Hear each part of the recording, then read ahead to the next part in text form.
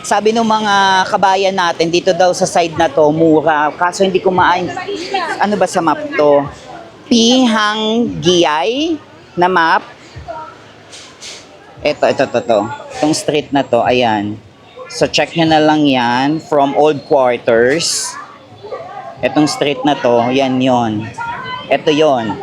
Mga bilihan ng mga pasapasalubong. Mga candies. Alam niyo yung kapag nakapag-Hong Kong kayo, di ba mayroon sa Hong Kong na nakikilo yung mga Bili candies? ko per kilo yung candy. Oo, ganun. Kagaya sa Hong Kong, per kilo. Kesa sa supermarket. How much?